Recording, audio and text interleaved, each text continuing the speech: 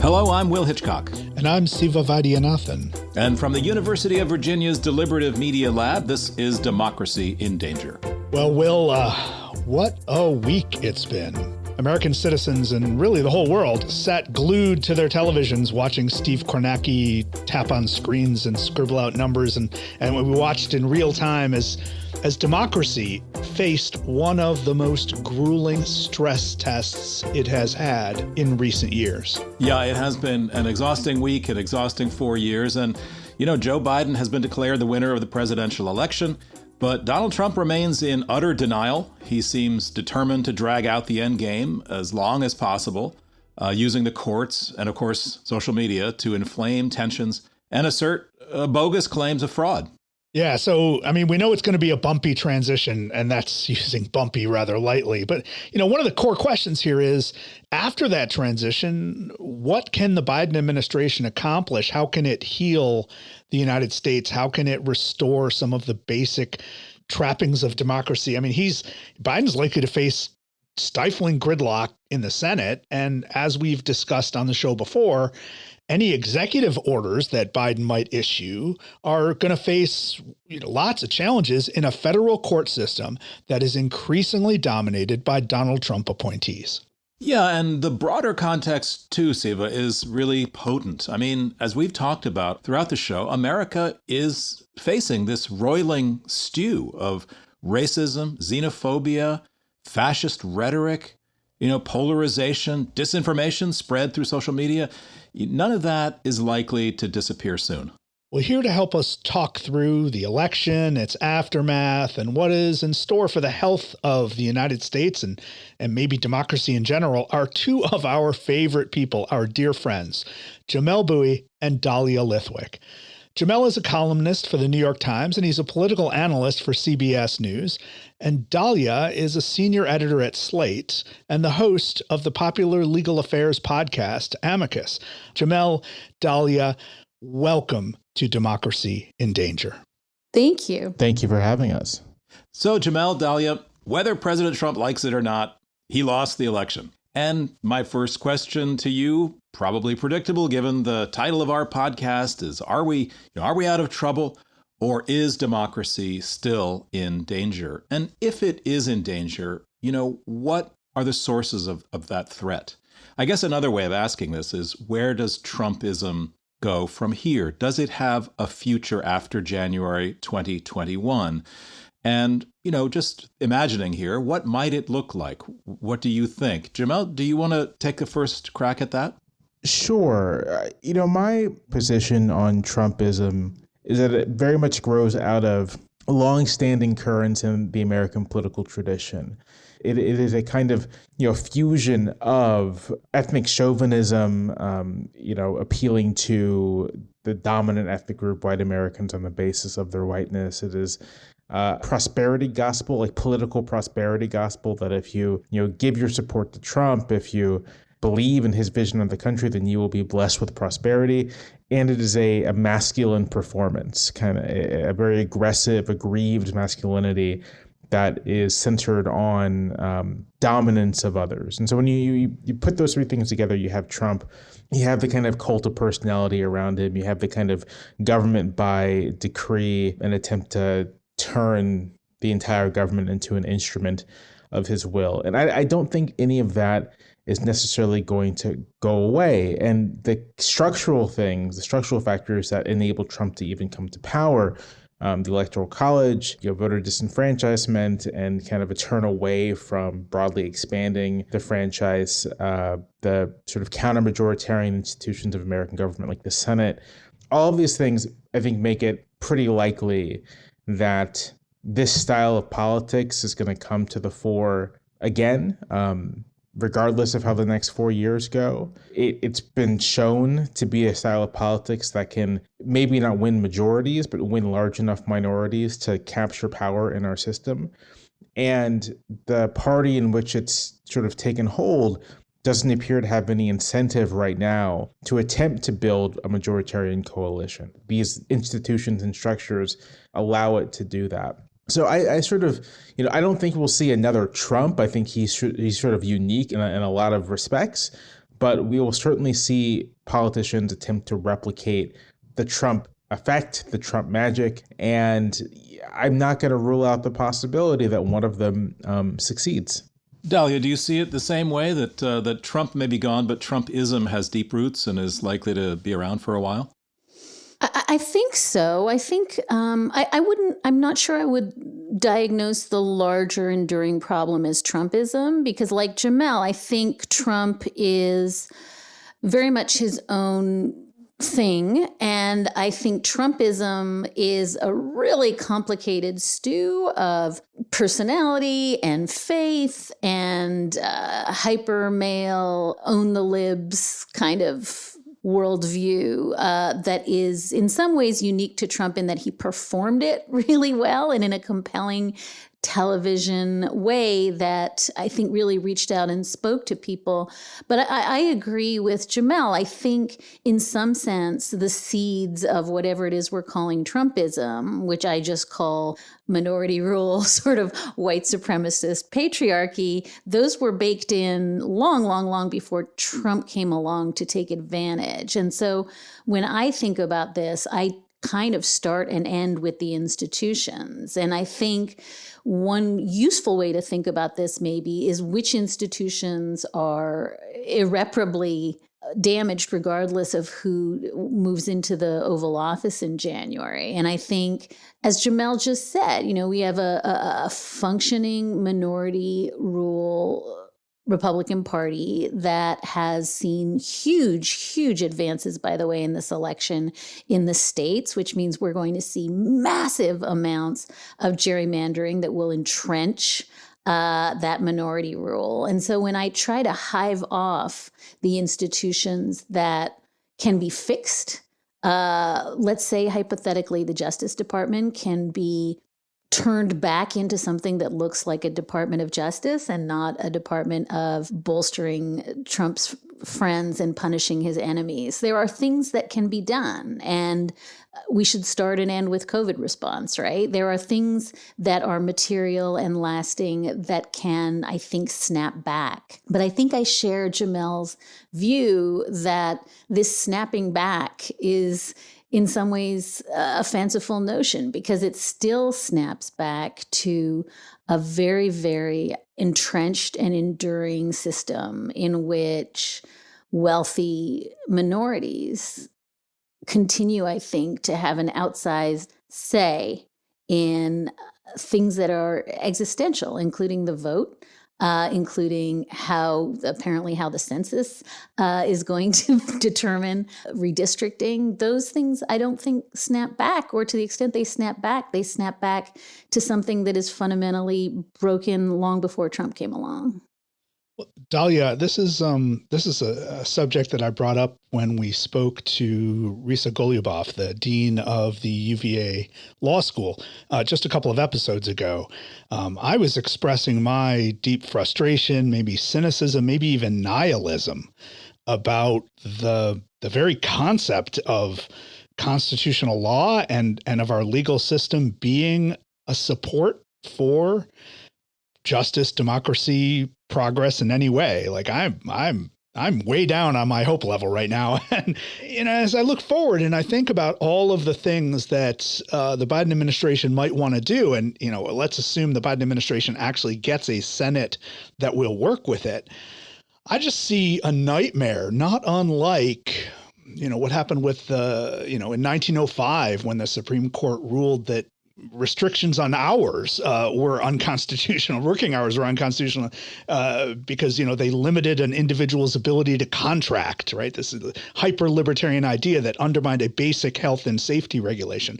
I foresee things not unlike the early years of the New Deal when the federal court system struck down New Deal effort after New Deal effort that were all emergency efforts to try to save lives, save jobs, save livelihoods, and give people hope. I worry, given the economic meltdown we're encountering and the global pandemic that is still killing hundreds of thousands of people per year and likely to for a while, that the things that the Biden administration is going to need to do is just not going to be able to because of the courts. Am I panicking too much? Is there a foundation for my concern?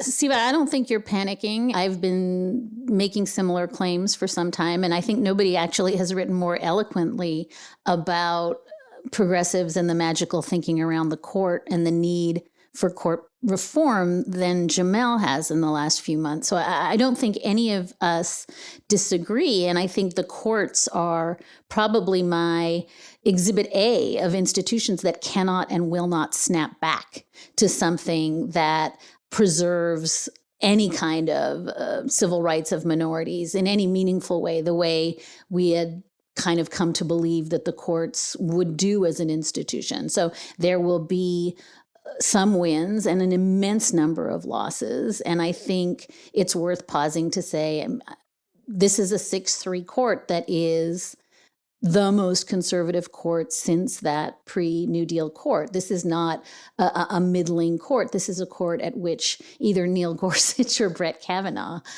is the median justice. So progressives have told a story since probably Brown v. Board that the court is always going to be a counter-majoritarian check that will help vulnerable and disenfranchised communities. And that for a brief moment was true, but for most of the court's history, it has been a revanchist, white supremacist, pro-business institution. And I think it is probably going to be that for the foreseeable future. And it's worth noting that without the Senate, there can be no meaningful court reform, which means that we will live with Trump's, not just his 3 justices, but with the judges that he put on the federal appeals courts and the federal district courts.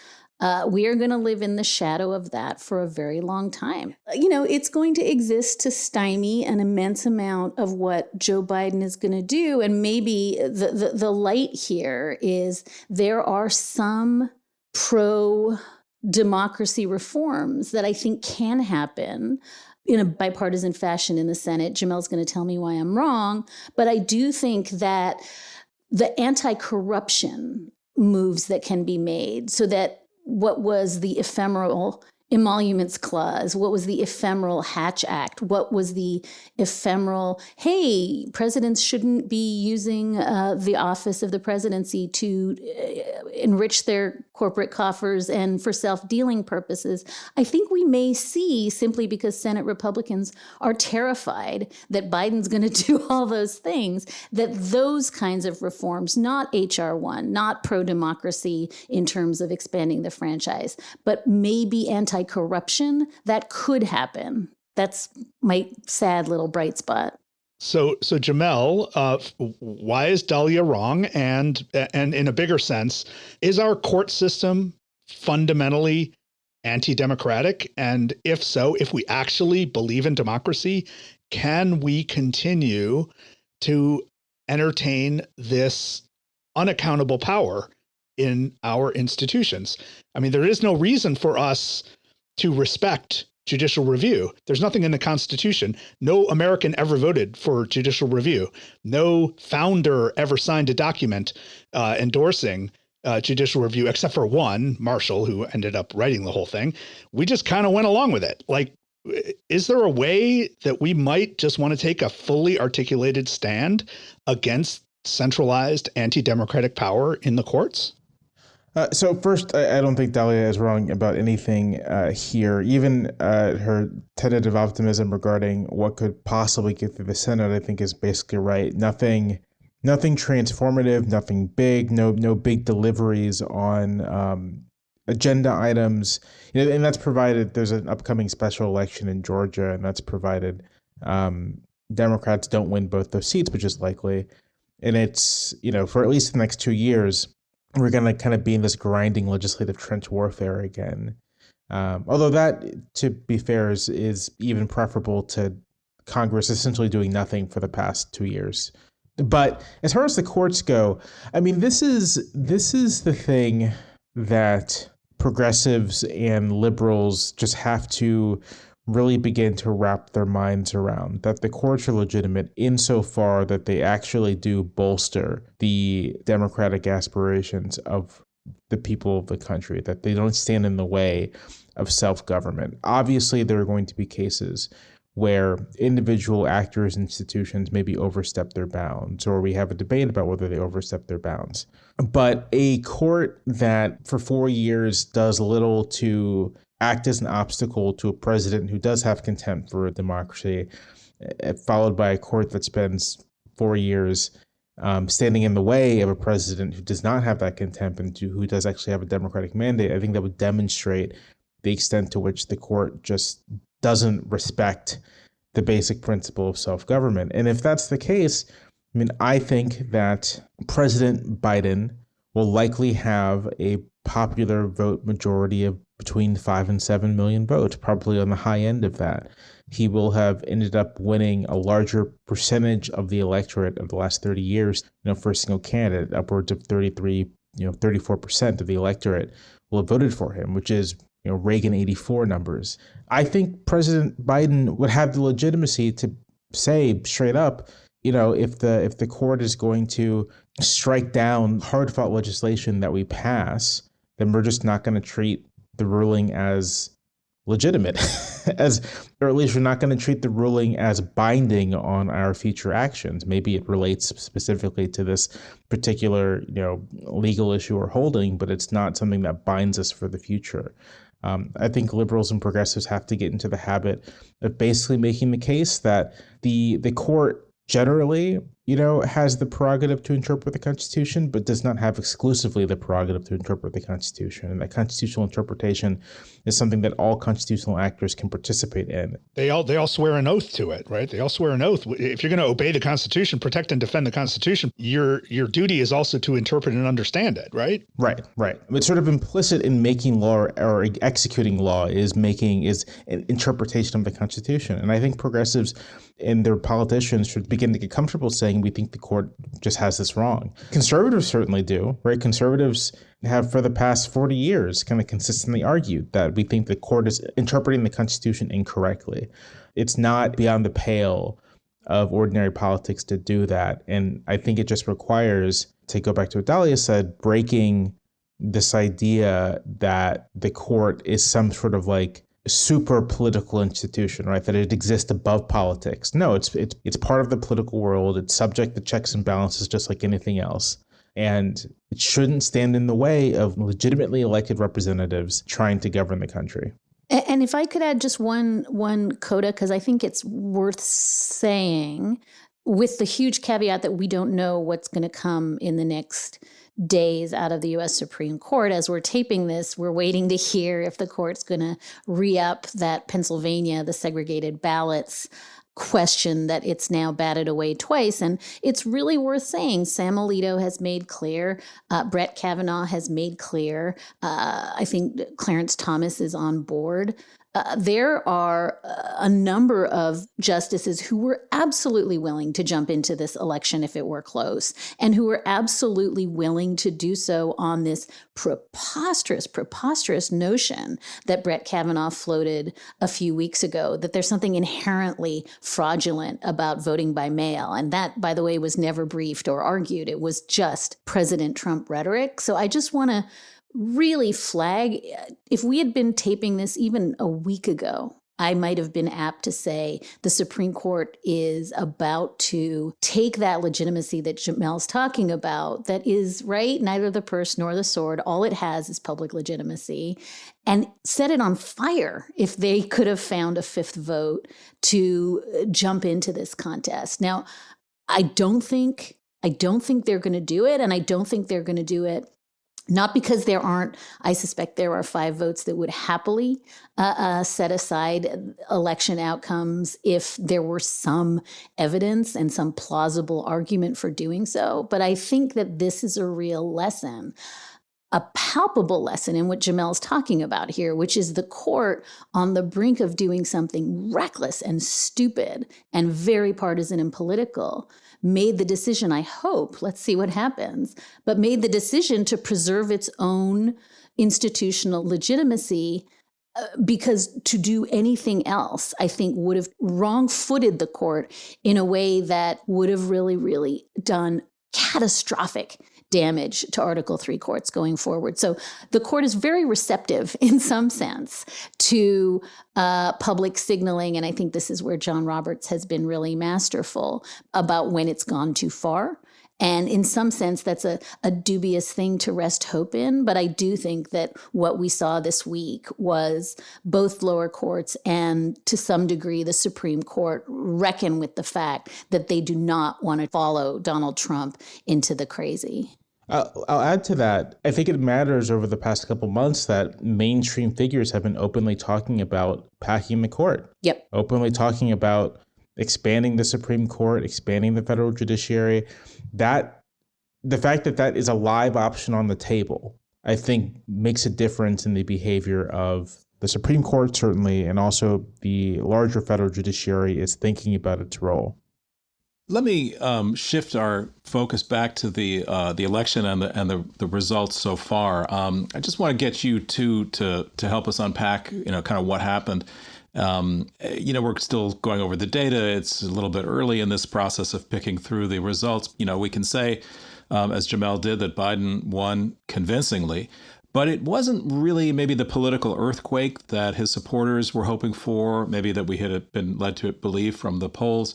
Turnout certainly was up, but turnout helped both candidates, as it turns out. And here's the thing that I know I was most surprised by, and that is that Trump made gains in some unexpected racial and ethnic categories among African-American voters, Latinos, Asians. Doesn't seem he's made significant gains among white voters. And I'm just wondering, Jamelle, if you have a read on, what this means about our conception of the electorate, what directions these categories seem to be moving in. Is our conception of the electorate out of date? Does it need to be refreshed and rethought? What do you make of all this?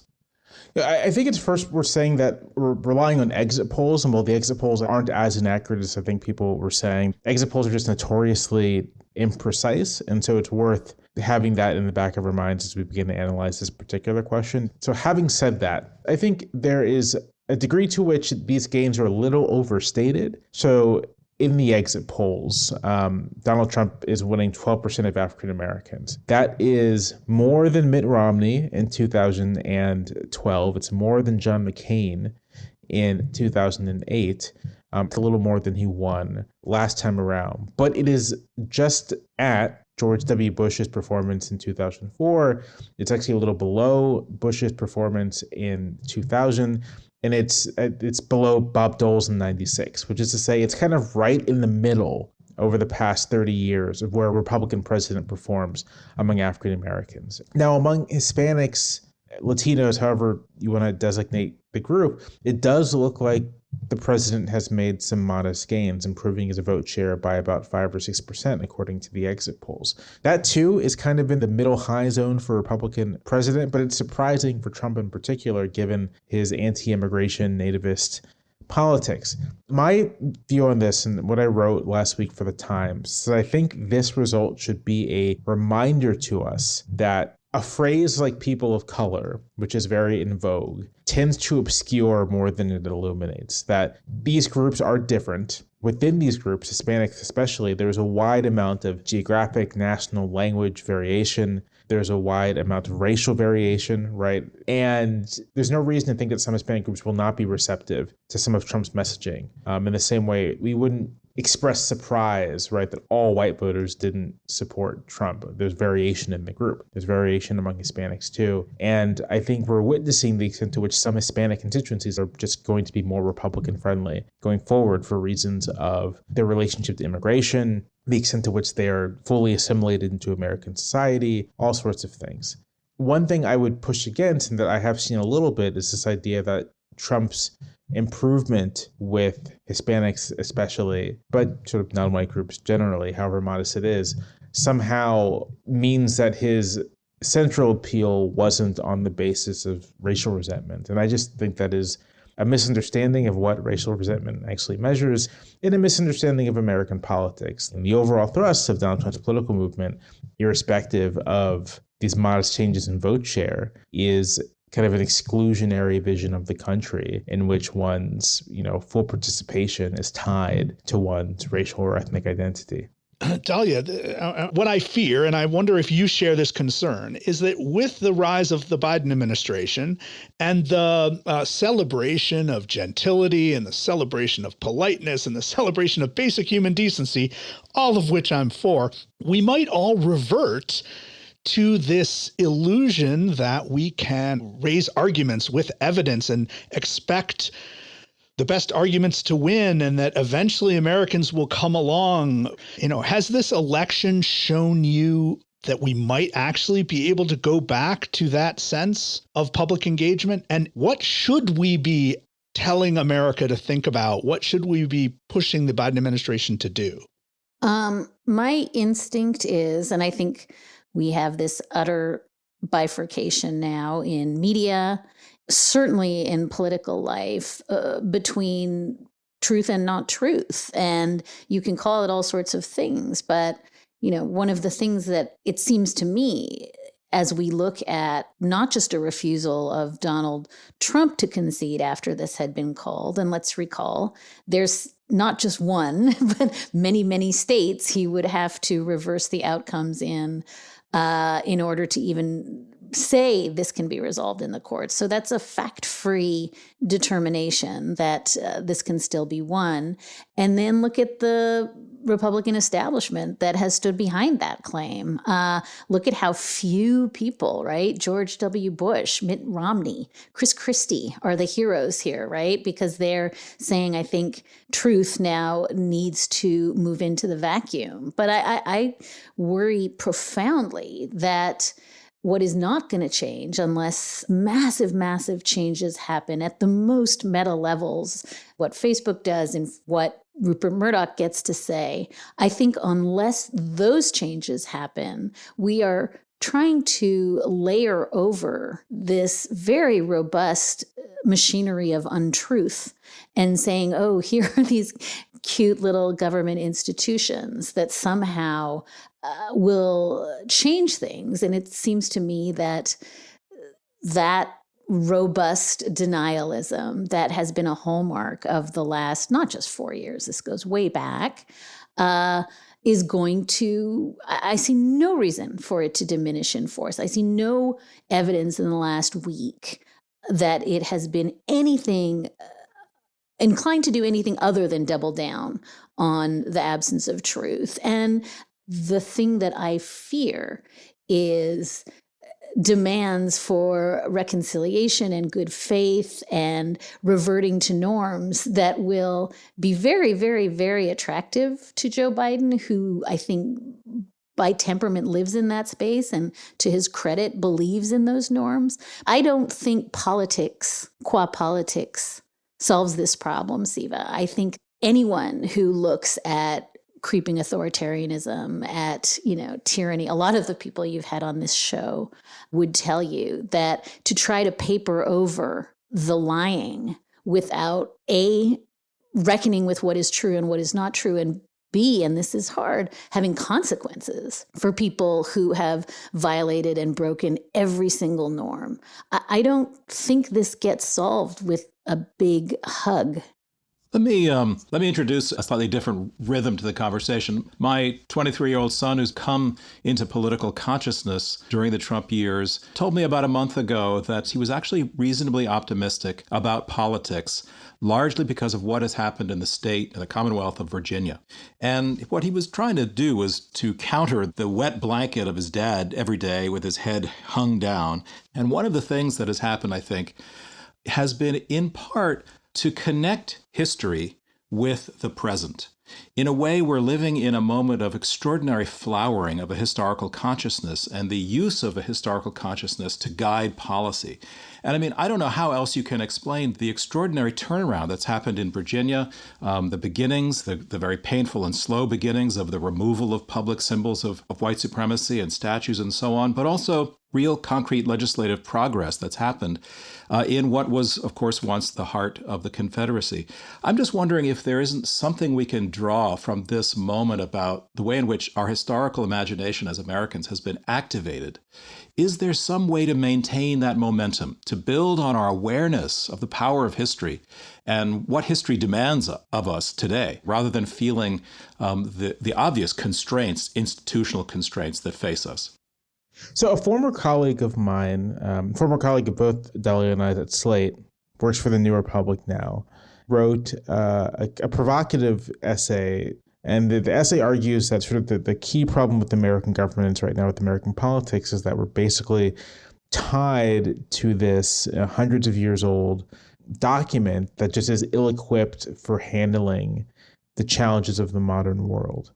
And he ends the essay on a note, which I found very powerful, that some people found very offensive and super provocative, but I found very powerful, which is that, however we decide to deal with our governing document, however we decide to deal with our political problems, that we should at least try to capture some of the spirit of audacity that drove, a bunch of 30 and 40 somethings and a couple 20 somethings to create a new government from scratch, a new type of government from scratch.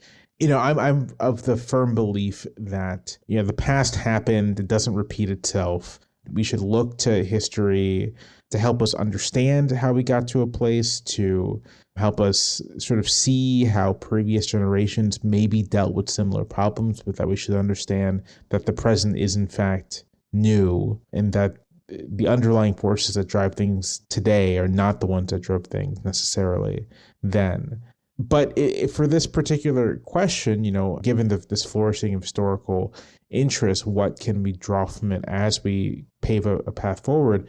That point about audacity is actually the thing that I would encourage people to dwell on or to think about, which is that for this being a country that loves individualism, that is very much about forging one's destiny, Americans do seem to feel so not even indebted to or tied to the Constitution, but almost burdened by it. That, the Constitution is this thing which cannot be touched, cannot be revised. It is a thing that exists in stasis, and that the country's institutions are things that exist in stasis. That has not been true. This, institutionally has actually been quite a dynamic country, but I feel that Americans in the present have lost some sense of that dynamism. And so, I would encourage people to look to the past, not as a guidepost, but to try to grab some of the spirit of past Americans who understood that democracy has to be dynamic, that one of the ways in which democracy dies is that it becomes staid and it becomes static, and it cannot adjust to what the people face and what they need to do. And so if more Americans want to, and learning more about the country's history, maybe absorb some of the audacity of the framers or of the men who did Reconstruction or of the New Deal era, that is, I think, what the country needs, like energy. It needs a sense that we do actually make our own destiny. I love that word of audacity, and Dahlia, I wonder if that resonates with you, but does that feel like it's going to be the word of the moment, or do you associate audacity with Biden, or should we just look somewhere else? Maybe we're too focused on the presidency to create that sense of energy that Jamelle's talking about. No, I love the word audacity, Will, and I love it when it's knit together with empathy and compassion. And we have seen that, right? That's Greta Thunberg, and that's the Parkland kids, and that is without a doubt an engine of what has always, even going back to the founders, been sort of the great light of constitutional democracy. I think I stop at the word empathy because I think that one of the things I have learned in the last few weeks and months and years is we forget that who gets to tell stories in America is really central to the narrative that then becomes what our kids hear. And I think that all of our kids are growing up knowing that who gets to tell that story is really important. But it's also partly just understanding that we don't know what we don't know, and then one day we do. And it's why no matter how grim reaper-ish I sound today, I just can't get over Kamala Harris as vice president. That is an astounding accomplishment, and our kids will never not know that. And so I guess this sounds really sentimental, but I think that the audacity of being willing to see what you don't see and correct for what you didn't see is a huge part, Will, of what I think your son is telling you. That's a great way of putting it. Yep, absolutely. So, Jamelle, if you had Joe Biden's ear, you had an hour with Joe Biden, what would you push him to focus on? What would you push him to make first to try to revive a sense of justice and democracy in America? I think what I would say to President Biden or President-elect Biden is that for as much as you may have run on this message of restoring decency and restoring our institutions and such, that ordinary voters do not actually care about that stuff, or to the extent that they care, it's a little abstract. That no one is going to, this argument probably work better if there were a Democratic Senate, but if you were to, on day one, kill the filibuster and pass a $3 trillion aid package, no one is going to vote against you because you sort of broke a norm or broke a rule. And I would urge President Biden and Senate Democrats to understand that the only thing that matters for shoring up their position for 2022 and 2024 is delivering actual aid and assistance to the American public, using every single lever within your power to do that. Whether that's forgiving student loan debt through the Department of Education, whether that's cutting whatever deal you need to make with Republicans to get a couple $1 trillion in checks into people's hands, that is the stuff that's going to count. The upshot of that, in addition to what it means about focusing one's attention as far as legislation goes, is that there are plenty of things in the executive agencies that you can do that are going to have a big impact, that the only thing that's going to matter is, as far as the politics of it go, is how it impacts people's pocketbooks.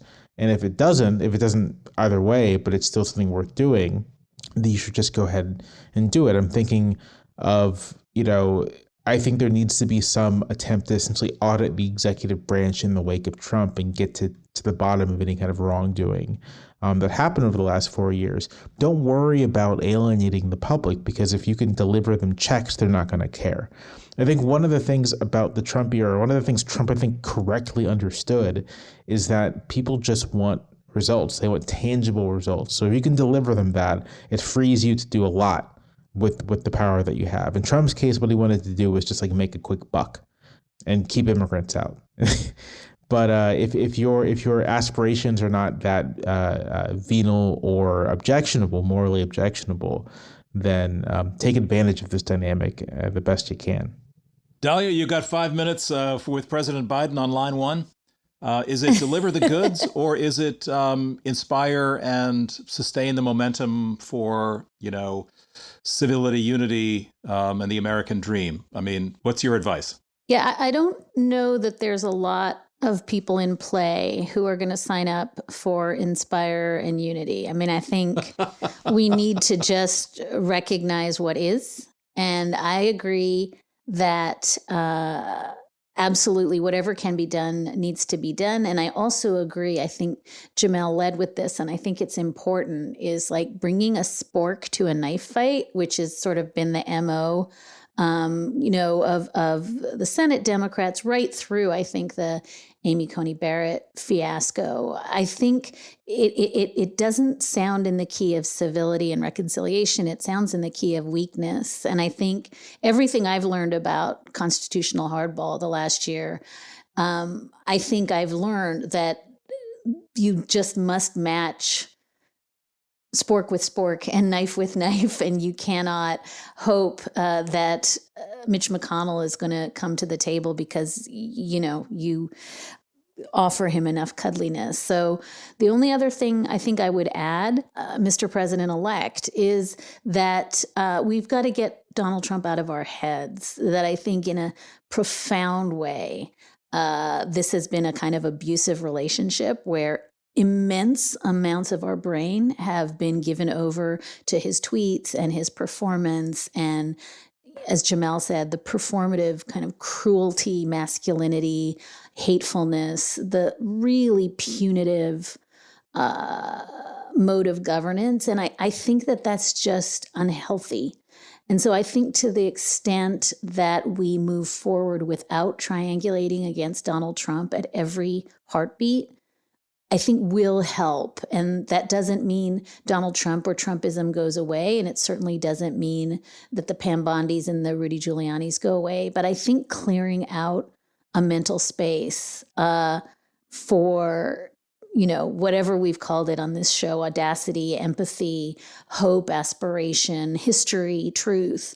I think the requisite to that is to get this out of our heads. And it doesn't mean there shouldn't be consequences. It doesn't mean that wrongdoers should not be investigated and that shouldn't be done publicly. But I just think we're exhausted by Trump on all sides. And I think moving forward, one of the things that has to happen is to just not let him lead every thought, every conversation, every narrative. Let me ask you both to reflect just for a moment about this time that we're in, historically speaking. We all know that American democracy is flawed. Its flaws are part of the system. But look, over the past 2 centuries, change and progress has come. It's come very slowly, and there have been times of backward slipping, to say the least. But I just wonder, how do you see the arc of history playing out now? I mean, it's become almost a tired metaphor, this arc bending toward justice, and yet it is also an inspiring one. It's just that the arc never seems to bend far or fast enough. I want to just ask you, do you sense that progress and momentum is possible, or are we really stuck in effectively a kind of endless trench warfare between two visions of America that are frankly mutually exclusive? I mean, is the idea of progress in America alive, or is it really a myth? I mean, my view of the arc of the universe, et cetera, metaphor has always been that this is sort of like a post hoc thing we impose on the past. It's a narrative that we construct that that in the moment, the arc doesn't look like it bends towards anything. And to the extent that anything bends, it's because we make it bend. And I also think that nothing is set in stone, that nothing is unchangeable, that no progress is unquestioned and no, retrenchment is insurmountable. So I think that this moment is as pregnant with possibility as any moment, and that it is well within our ability and power to make the country more democratic, more equal, more just. We just have to understand that this is not something that's just going to happen of its own accord. We have to make it happen. I think I would just add this. In the face of a pandemic, in the face of, as Jamelle and I have both talked about, profoundly anti-democratic institutions, from the courts to the Senate to gerrymandered districts, people voted and they stood in freaking lines and they mailed in their ballots. And there were weeks in there. I mean, I really worried that the utter nihilism of the messaging around this, that none of it matters and all news is fake and everybody's a liar, was really going to take root. And I am pretty impressed at this instant by not just voters who voted against some odds that might have suggested to them that it wasn't worth it, but also, my God, local election officials, local attorneys general and solicitors general, and even governors, and just an amazing array of folks who could have been very partisan and attempted to block the vote, who didn't, who just did their job and made sure that votes were counted. And in a strange way, I've come to think of this election as a referendum on the franchise itself, on voting itself. Because the message has been all summer long, don't bother, it's all corrupt, it's going to be stolen. And we're hearing vestiges of that now. The news shouldn't call the election.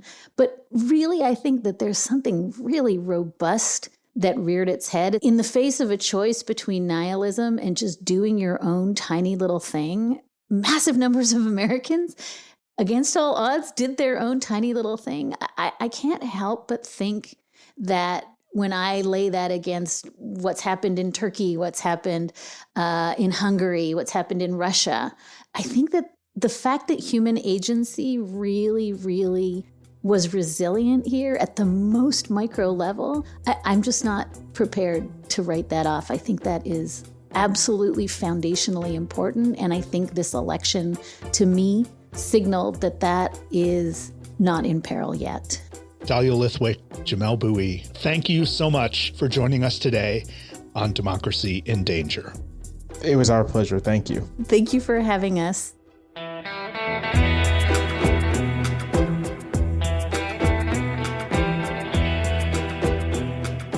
So I'm almost always the Eeyore on this program, and Will is always the voice of reason and often the voice of hope. And I'm so thrilled that Jamelle brought up this idea of audacity and that Dahlia's embraced it.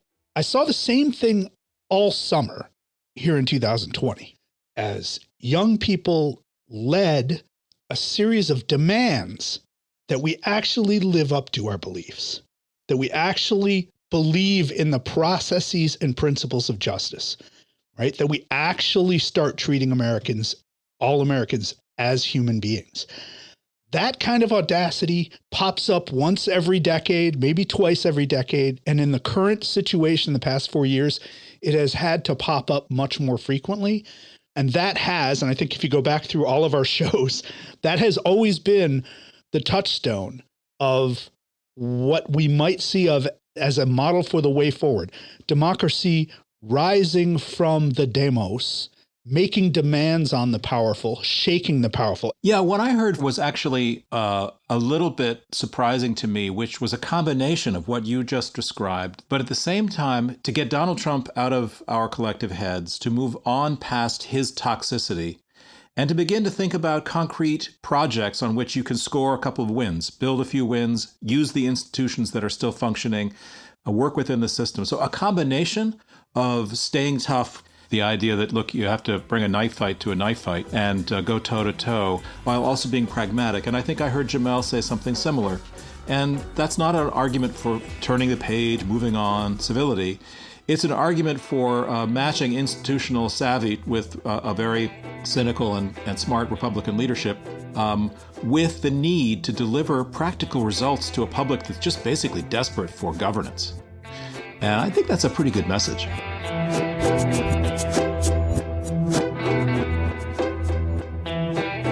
That does it for this episode of Democracy in Danger. Be sure to join us for our season finale, a live recording with a panel of special guest stars. That's coming up later this week. Find out more about that show, register for the event, and catch up on all our past episodes on our website, uvamedialab.virginia.edu. And please shoot us a tweet. Let us know what you think about the election and the future of democracy in America. Our Twitter handle is @UVAMediaLab. You can also subscribe to Democracy in Danger wherever you get your podcasts. And please sign up for our mailing list so you can get updates on Season 2. It's coming up in February, and I promise you it's going to be good.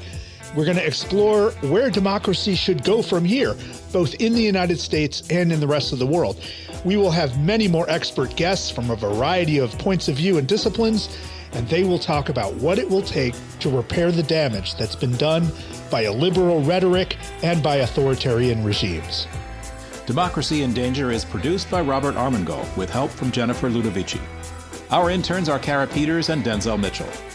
Support comes from the University of Virginia's Democracy Initiative and the College of Arts and Sciences. This show is a project of UVA's Deliberative Media Lab, and we're distributed by the Virginia Audio Collective at WTJU Radio in Charlottesville. I'm Siva Vaidyanathan. And I'm Will Hitchcock. and we'll see you soon.